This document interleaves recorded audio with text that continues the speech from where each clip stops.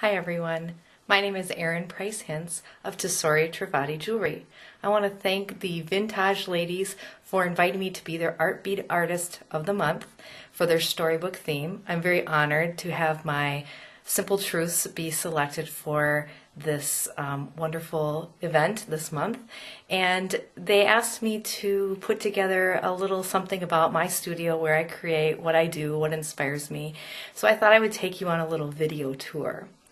This is me in all my unvarnished glory. I worked a hard day at work. I do have a full-time job, and so I look a little haggard, but this is kind of the way I look all the time. And I thought, in the spirit of being authentic and in showing you exactly who I am, you should really see me as I am. So I want to invite you to into my studio, and I also wanted to let you know that I didn't take the time to really clean this up.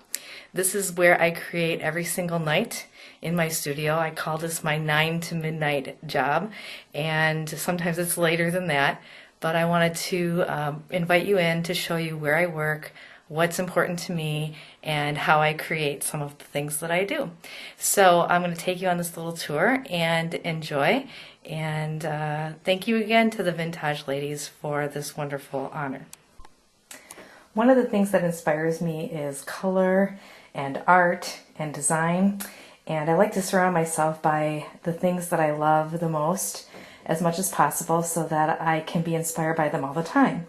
And this picture that you're looking at is what greets me every day when I come down my stairs into my studio.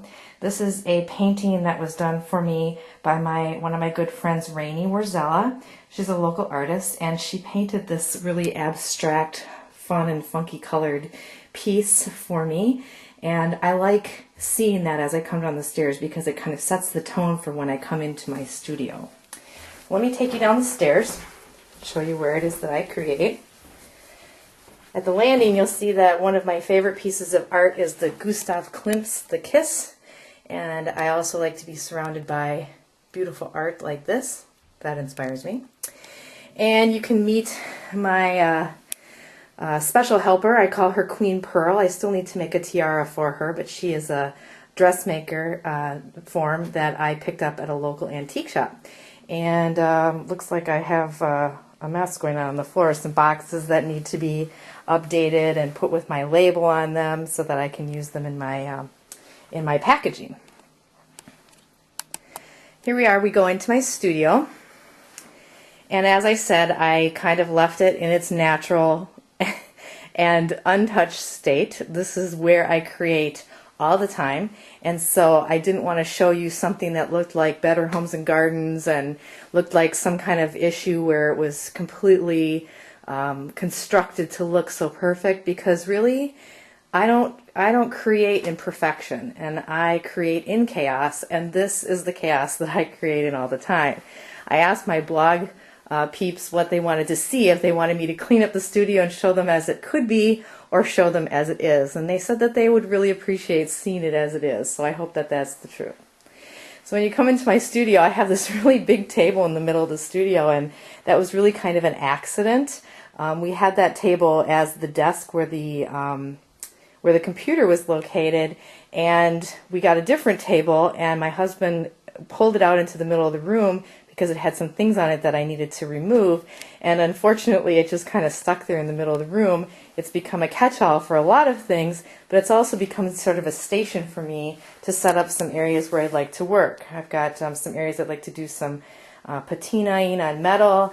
I do some of my pounding work over here, and I was working on about 11 special necklaces for the dance education centers, celebrating the 10-year dancers this week, and so I was kind of busy constructing a lot of those things. I also use it as sort of a shipping station. It helps me because I can sit at the computer and kind of turn around, and there it all is right there.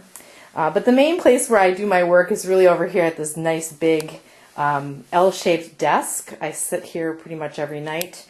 I probably need some better lighting in here, but this is kind of the way it is. I have my polymer clay oven where I make all the little simple truths in this little tiny oven. And I do them in kind of small batches, so if you're waiting for one for me, it's coming, I can tell you that. Some people have commented to me that they really like the pictures that I do and the styling that I do, and I'm going to tell you that this is my photography studio. Yes, you can laugh, it's okay. I have this big lamp that I purchased when I got one of those pop-up studios, and it was a very expensive set, and the only thing I use out of that entire set is this lamp. To diffuse the light, I've taped 2 pieces of vellum paper to the front of it, which essentially diffuses the light enough to give it sort of a softer feel.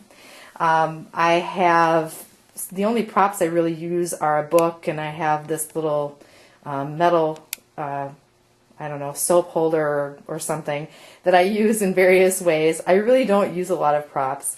Right now I'm getting set to take pictures of some of my new Moo cards. These are going out in all of the orders that I will be shipping out. And the neat thing is, and I will give you this as a sneak peek here first, is that they all have a little thank you with a scratch off. I found a company on Etsy that sells these scratch off labels. They're like the kinds you would find on a lottery ticket. And I was just amazed at how easily it worked and how great it looks on my little cards. So if you're waiting for an order from me, you're going to get one of those with a special scratch off. I am kind of a collector of all sorts of things. When I'm working on something, I will just start pulling out anything and everything that I want to work with. Sometimes things make the cut, sometimes they don't, and then I end up with a pile like this. I'm also very fond of putting things like, this is a little box of various art beads waiting to be made into something new. I've got my tools. I've got this stack right here are things that are waiting for me to be created for publication or for various companies that I do some designing work for, and I kind of keep them in this tiered system so that I can remember what's most important to me. When I went to visit the ladies in Galena for the Vintaj workshop last fall, they had this really great shelving unit on their wall with all sorts of fibers and various things in it, and I thought, you know what, my fibers are all in a box and I never use them, so I pulled them all out and I stuck them sort of by color into these neat baskets. So they're right above my head, and as I'm working I can certainly pull something out and use it because it's much more readily available. Oh, again, I'm surrounded by art. Sometimes I make photocopies of the art from the art bead scene so that I can be inspired while I'm working, and I just kind of tape them to my walls. Let's see. Over here you'll see I have a lot of tchotchkes, and I can't ever get rid of any letters or notes or just beautiful things. Sometimes I peel things out of a magazine, or sometimes they're beautiful cards that people have sent me. I'm so blessed to have so many friends and have met so many wonderful people through making jewelry and making my components that I get a lot of really neat correspondence, and I just can't get rid of it. So you might recognize something up there. Here's a piece I'm working on right now. I was hoping to get this entered into the bead star, and I didn't have time. It's using one of my Simple Truths pendants that are available for sale on my Etsy site, and some other polymer clay pieces, like some pieces from Humble Beads and some pieces from Nun Design, and I think there's a bird in there from Mamacita, and you'll see like just a smattering of things that I'm constantly working on. Some new pieces that I've created, some little motley owls and some other things. And basically just the aftermath of anything that I work with is like always filled with color, like these paint trays. That's how I get the coloring on my pieces. They are not colored bits of clay. I actually hand paint every single one of them, and that's important to me to give them the handmade flair and the character that they have. One of the things I'm very, very excited about is my printer's cabinet. This antique printer's cabinet that I have has 21 drawers. It's a beautiful honey oak color. It was made in the early 1900s by a company in Wisconsin, and when I found this online, it was sort of like Nirvana. It was like the best thing ever. I will show you what some of the drawers have. So you can see that in each drawer I kind of have them segregated by type of bead. This was pearls. Here's some art beads. There's a whole mess of Green Girl Studios in this tray. Let's see what else I can find. Polymer clay. There's some raku. I do have kind of a dragon's hoard of art beads. I probably have about half of this cabinet filled with just art beads. But then I have all sorts of other things as well. Like I have an entire tray that is labeled as Vintaj, but I think there are probably other things inside here as well. But they're kind of all sorts of metal bits and pieces, and I have a lot of Vintaj. I have a lot of fun using the Vintaj pieces in my work. I love the rich warmth of the wood, or I'm sorry, of the metal tone, and I love the versatility of their pieces as well. And the girls at Vintaj are so inventive. They can come up with so many interesting things and ways to use them. I have a lot of books, and I'm always looking for more. So you'll see this is a smattering of some of the books that I have. And I am a lover of a lot of different things, like I keep pictures of my family, my son playing baseball. I have a picture of me and my husband up here. I have some, lots of magazines that I've been in, and things showing off all of my friends in the magazines as well. One of the new things I just recently put up is I have this beautiful artwork.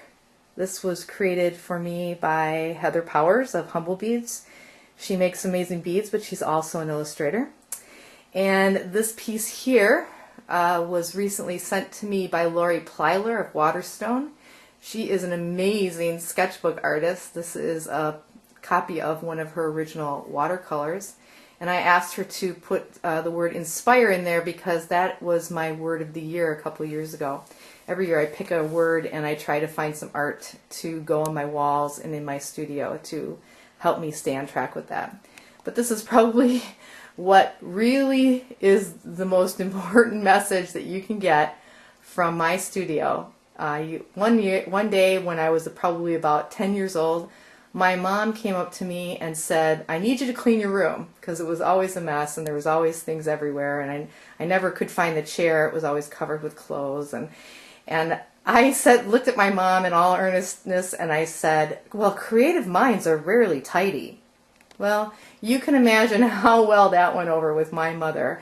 I did have to clean my room, but I still do believe in that. My mind is pretty creative, and my mind is rarely tidy. This is some of the collection of the girls that I call them: Lola, Sally, Bessie, Stella, and Lucia. They hold my jewelry and they kind of keep me company. And this is one of the computers that I use. I also have a laptop, and that's going to allow me to be more mobile, and I'm very excited about that. And I just hope that you enjoy seeing where it is that I create. Maybe it's like where you create. Maybe it's not always perfect, and maybe it's not always clean, and maybe you never put anything away like me. But I think that we each need a space where we can call our own, some place that we can feel free to kind of let loose and be ourselves and allow that creativity to come out and play. And even if that means that you just have a box that you put it all in and you have to close it all up and put it under the table when it's time for dinner, or hide it in the closet when the friends come over, or if you take over a room that's not used or could be used better. I think that it's an important thing to find that space of your own. So again, thank you very much for taking this little walk through my studio. I hope you weren't scared off by where it is that I create what I do, and I hope that you were inspired to find a space of your own and to continue creating and making beautiful things. Thank you.